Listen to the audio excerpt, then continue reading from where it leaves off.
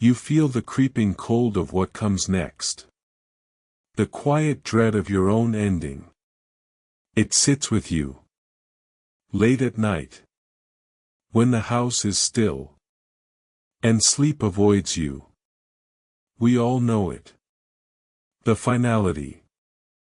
The letting go of everything. And for many of us, a quiet fear.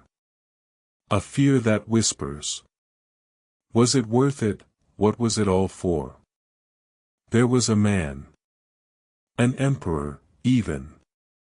He knew this feeling. Perhaps more acutely than most.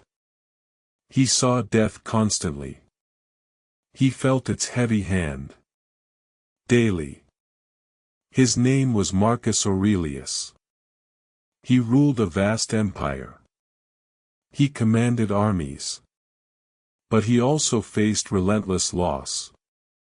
Plagues swept through Rome. Taking millions. His own family.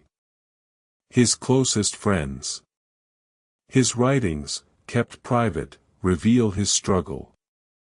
His meditation was a shield. Against the chaos without. And the fear within. He didn't pretend death wasn't real. He looked directly at it. Every single day. He understood a profound truth. Death is natural. It is not an interruption. It is the end of a cycle. Like an autumn leaf. Falling from the branch. This acceptance was his strength. Consider this. During the Antonine Plague, around 165 AD, Marcus Aurelius was in charge. The plague ravaged his empire. It killed a quarter of the population. Imagine that weight. On one man's shoulders. He watched his people die. His colleagues. His children. Many would have crumbled. Many did. But Marcus carried on. He continued to govern. To lead. To write his thoughts. He saw death as merely change. A transformation. Not an annihilation. He wrote that it was just part of nature. Like being born. Or growing old. It simply is. His principle was acceptance. Not resignation. But a deep, quiet understanding.